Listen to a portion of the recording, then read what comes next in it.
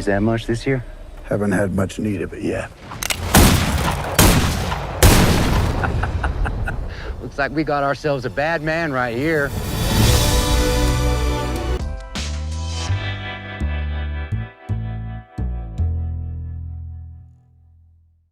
Kevin, this is fantastic.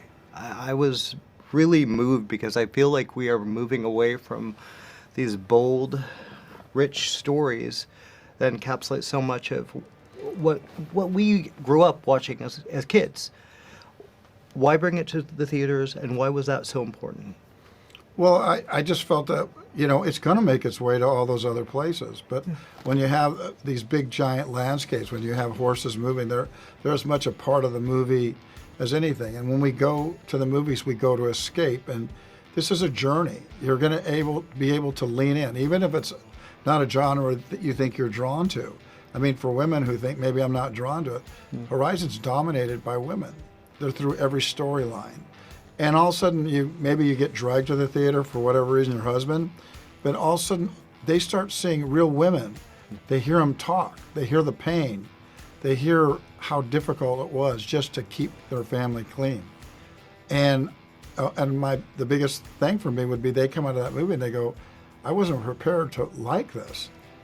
Yeah. Well, I'll emphasize, Abbey Lee.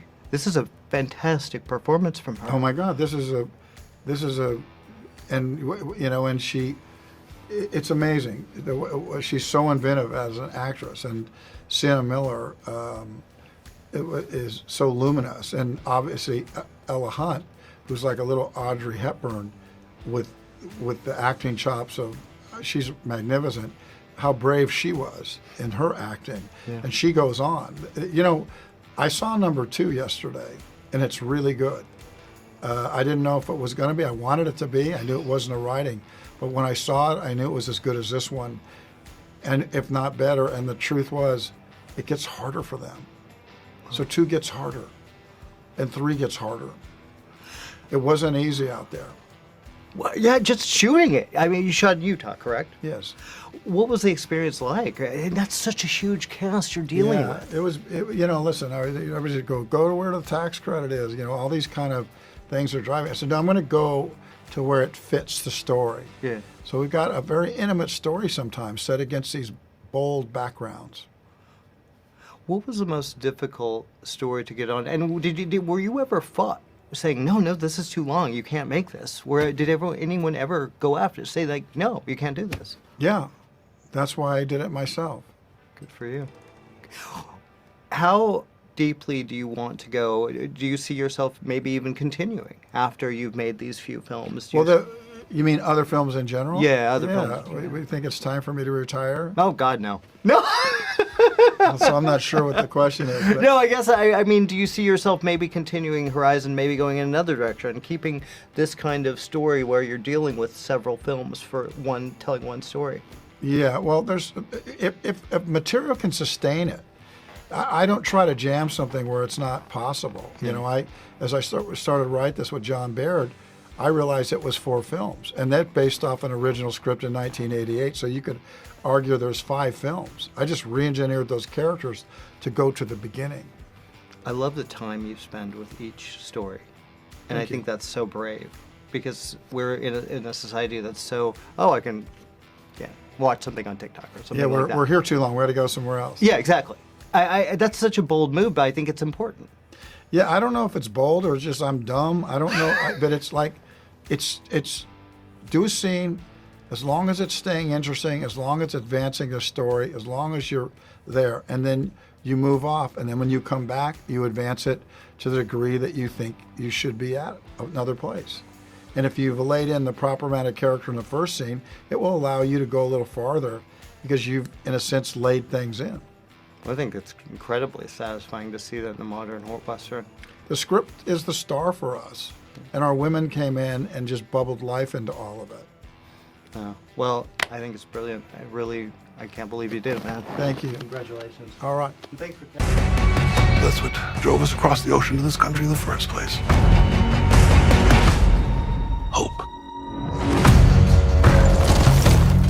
Lieutenant, there's no reason for you to stay here. And here you are, You know, you blow me away, especially American Woman. Oh. This is a great role. How was it like working with this fine gentleman here and kind of finding that? Don't answer that. You're a fine gentleman, come on. No, I've loved either. Sam's work for a long time. He's so talented and obviously a huge movie star, and it's just nice to meet people that you haven't met before, that you get on with so easily. We worked really well together. I think we have a similar process, and he's so alive in the moment and doesn't, and just sort of reacts in a really authentic way. It's nothing's prescribed or planned or mapped out, and I love that fluidity. I mean that in the best way. He's like really unprepared. No, he's just sort of, no, it's not. It's just he's just so organic and authentic and talented, and it was a joy. It was a real joy. Well, I will say, Sam, it is a fantastic performance. There's something very vulnerable about him, and it's not exactly the kind of thing you see in an old Western, which I think I like. It's more human. Talk about working with that and kind of finding this character. Look, Kevin has created a vast bunch of characters in his career which have all had these moral compasses, like Jim Garrison in JFK, and even in Bull Durham, Crash lives by a set of rules. So to me, he gave us that as a touchstone of saying, look, Trent, your character has a moral code, and it's going to get challenged. And out of those challenges, he finds something that maybe is his horizon that he's aiming for. That's how I kind of approached it. So, it's interesting. You don't want to play military or authority figures kind of too stoic or too stuck up. I'd always look for the delicacy and the gentleness in those type of roles. So, yeah. I'm going to go back to you because this character, I really like these characters a lot. I like the relationship you have with your daughter.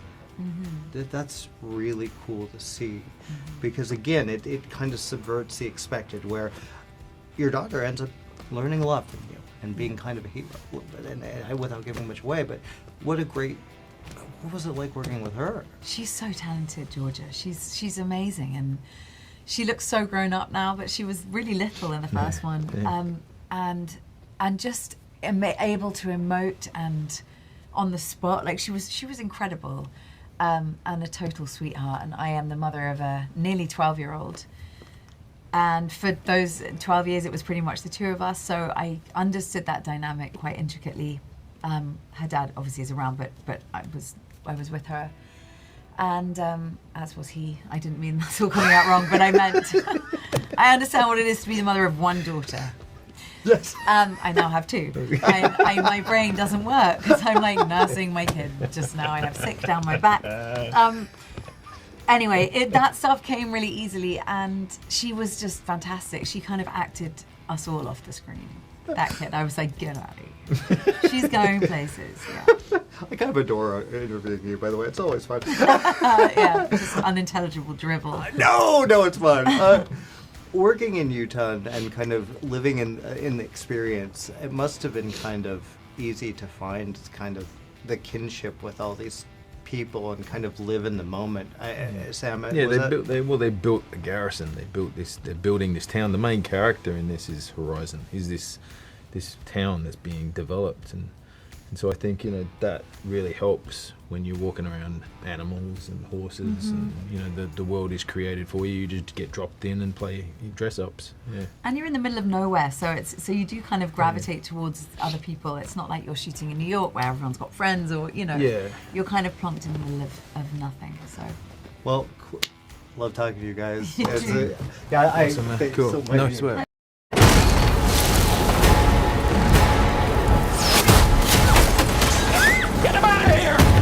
Get in there, quick. Quick, come on. It's all right. I'm gonna be with Dad. No.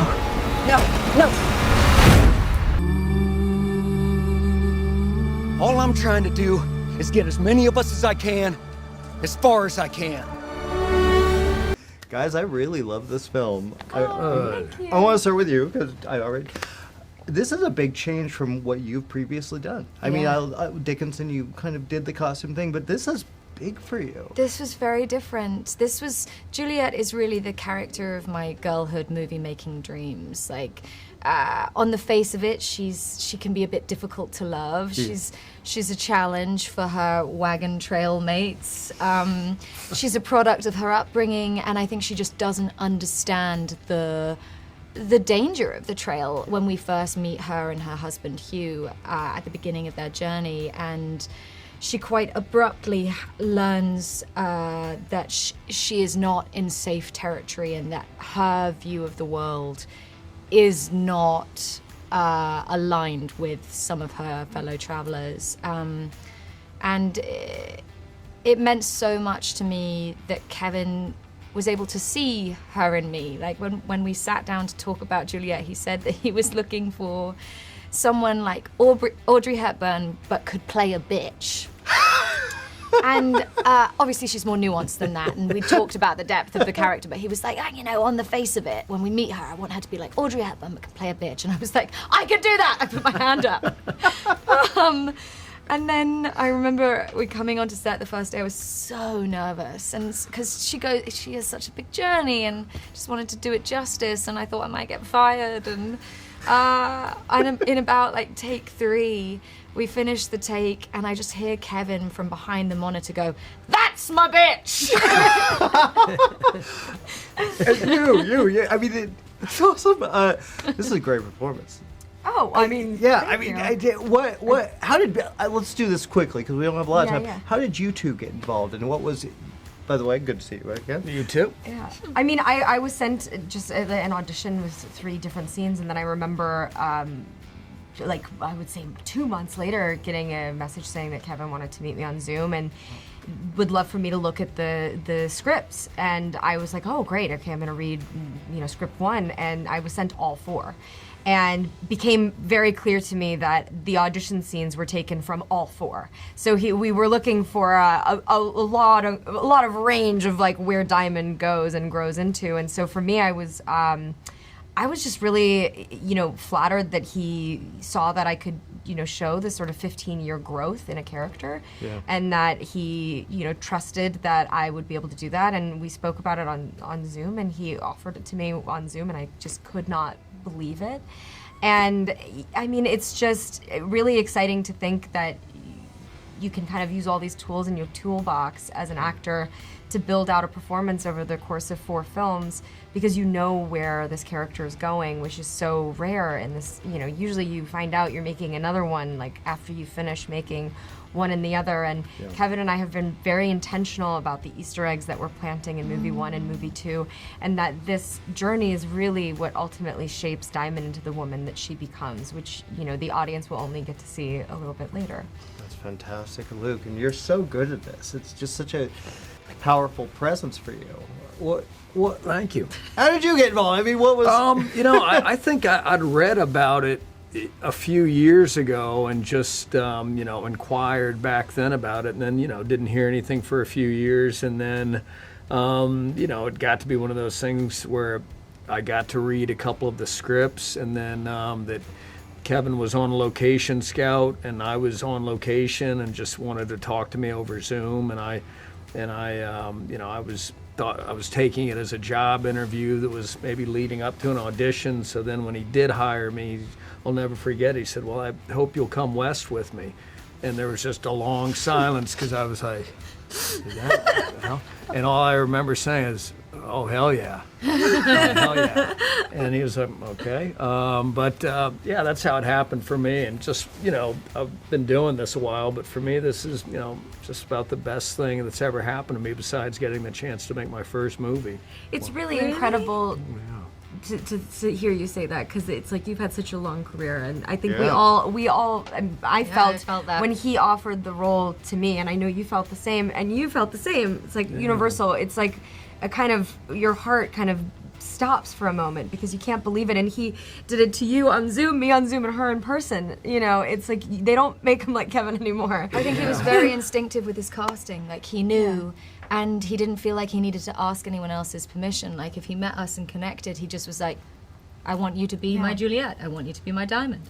Right. Which is Where, terrifying. yeah, you would, I mean, in this day and age, would be like, let me check with Amazon. Yeah. We're going to Exactly. check with, the Yeah. other departments, and, but yeah, it's just a different kind of filmmaking. It is. It's refreshing. Yeah. We got to wrap. But Thanks very much for your time. Ain't from here. Something you want to say? I will tell you this. In these territories, men will come try you.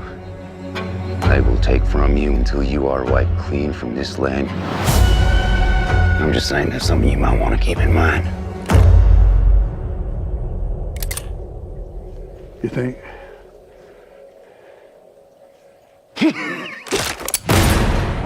Abby, I'm going to start with you because Okay. you killed it in Fury Road. Oh, shit, thanks. I love that performance. Thank and I you. actually love this performance a lot, too. Thank you. You work a lot with Kevin, and you were one of the few that regularly, at least in part one. What was that experience like, and what did that give to you as an actor? Well, first of all, he's a very generous man. He's very generous with his time, with his knowledge, with his energy.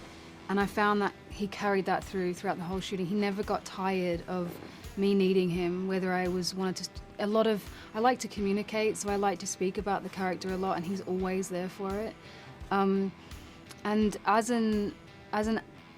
he's a very different man as a director and as an actor, I found personally. That as a director, he's a very energetic man. He's a very strong leader. He's very powerful on set.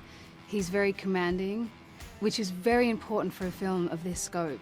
When you have hundreds of extras and cattles, and there's a lot of chaos, and you need to be able to not just have the energy to keep things moving, but be able to feed morale, because people get tired. It's hot, it's cold, it's long hours, it's months and months of shooting, and people get tired, and Kevin just does not get tired. He just keeps trucking. And then as an actor, I found that the difference between that man and the person who walks into a scene was a very gentle man, a very calm, relaxed actor who's very present, and there's no feeling of like, this is an actor in a scene. It was just like this man just waltzes into the scene and he just speaks to you. And that experience of just a man speaking to you, it just relaxes you as an actor, I think. That's fantastic. Yeah. And this is good for you, too. I mean, this is such an incredible cast. How did you get involved? I was sent the script and then asked if I wanted to audition, and I did. And then Kevin called me like a week later and asked me if I would like to be a part of the project with him, and I said absolutely, hands down. I'm a big believer in how you feel when you first read something or when you first have a meeting for something is how it's going to be throughout the whole time. And I felt energized, I felt excited, and I was buzzing from the word go, from literally page one of the script. And that stayed with me throughout the whole thing. So it was just a no-brainer. Nice. Now, I feel like you both would be have to be in the mood where you're shooting, all of that. But did you both do any research into the history of the characters, and what was that like? Yeah, I had to do a ton. I mean, when I got sent the script, I didn't understand America at that time, so I had to do a lot of reading, a lot of listening, a lot of watching.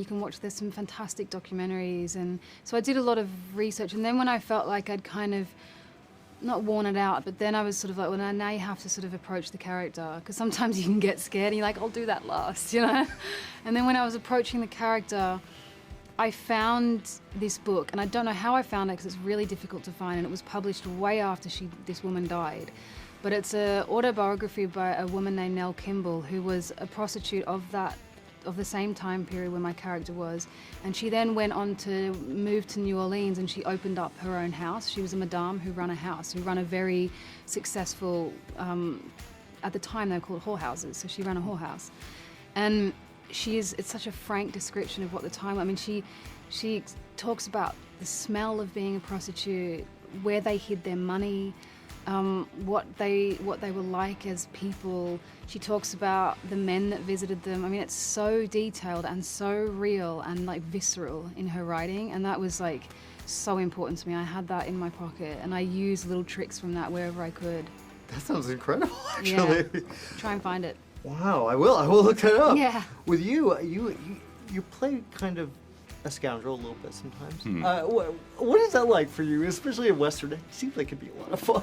It's a good time. It's a really, really good time. I mean, I think I'm always, looking for the reasons as to why people are the way that they are, because in that, there comes this real sense of reality and groundedness. And for me, a lot of that, for Caleb, comes from his family dynamic, particularly his mother and his father. Yeah. They're a very brutal, strong, powerful force of nature to be reckoned with. And there's a lot of learnt behavior, and within that learnt behavior there also comes this desire for power, and this struggle for power in any social situation that he finds himself in. And so that's something that I just really focused on. And then the damage within that as well. I mean, we don't need to go too dark on it, but we see how his mother treats him right at the beginning of the film. Yep. That's not going to have happened once. That's going to have happened for a really long time. So yeah, it's great fun. It's really, really cool. I love it because there are these moments of explosion where all of a sudden that wounded child is coming out, that wounded character is coming out, and you're like, yes, I'm doing this guy justice, and that's what I want to be doing. Well, you both are awesome in this movie. Really Thank you. I appreciate you. Thanks so